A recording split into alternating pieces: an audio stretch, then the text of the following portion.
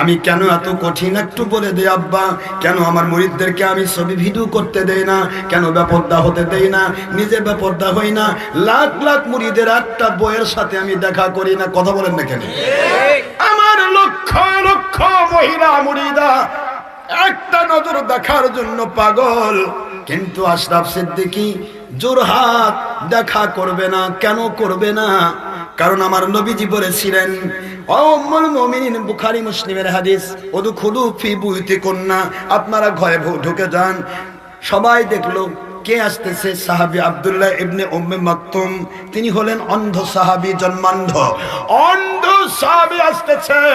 মহিলাদের হুজুর বলতেছেন, স্ত্রীরা ঘরে ঢুকে যান। আল্লাহর কোরআনে আইন নাজিল হয়েছে, পরনারী পরপুরুষ দেখা হলে হাইটা লো দিতে হবে, লংটা ডিফার দিতে হবে। ওই যে আমার সাহাবী আব্দুল্লাহ ইবনে উম্মে মাকতুম, তিনি হলেন অন্ধ সাহাবী, আসতেছেন, আপনারা পর্দা করুন আমাদেরকে শিক্ষা দেওয়ার জন্য। আম্মা জান বললেন, হুজুর উনি তো ঘরের উনি তো অন্ধ মানুষ, উনি তো আমাদের দেখতে পাবেন না। আল্লাহর বন্ধু বললেন, ও উম্মতের মা, আমার স্ত্রীগণ উনি অন্ধ হতে পারেন।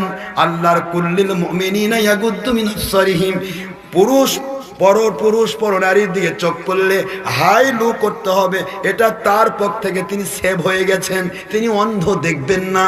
কিন্তু কুল্লিল মুমিনাতি ইয়াগুদ্দুনা মিন আবসারিহিন্না, মুমিনা নারী তোমরা যদি পরপুরুষের দিকে চোখ পড়ে যায় হাইটা লো করে দাও। আপনারা তো অন্ধ না, আপনাদেরও পর্দা করতে হবে। জোরে বলুন সুবহানাল্লাহ। আমি আমার প্রজেক্টর আলা মুন্সি ভাইদেরকে বলি, কেমনে বাহাস করবা ভাইজান? মহিলার মধ্যে প্রজেক্টর দিয়ে কাক দেখাও, তোমাক না তোমার আব্বাক? তুমি কি এই এলাকার মহিলার পরপুরুষ না আপন পুরুষ? তুমি কি অন্ধ সাহাবী আব্দুল্লাহ ইবনে উম্মে মাকতুমের চেয়ে দামি সাহাবী? কে বলো? একজন সাহাবী যে ঘোড়ায় চড়ে ঘোরে, ওই ঘোড়ার পায়ের ধুলির সাথে আমাদের কারো তুলনা নাই। সেই সাহাবীর সাথে উম্মুল মুমিনিনদের দেখা করা চললো না। আর তোমরা টিভি দিয়ে মহিলার মধ্যে নিজের চেহারা দেখাবা, কেমন করে আমি মেকআপ করেছি, কেমন করে আমি সেক্সিকা করছি, কেমন করে আমি আমার চুলের মধ্যে কালি লাগাইছি। কথা কত বুদ্ধি সাধারণ মানুষের ভুল হতে পারে। কোন মুমিন আল্লাহর ওলি, কোন পীর সাহেব, কোন হুজুর সাহেব, কোন মুফতি সাহেব, কোন মুহাদ্দিস সাহেব, কোন মুফাসসির সাহেব, কোন আউলিয়া ডক্টর আশরাফ সিদ্দিকী, এই জিরো পাওয়ারের মানুষটা সহ একজন আলেম এটা করতে পারে না।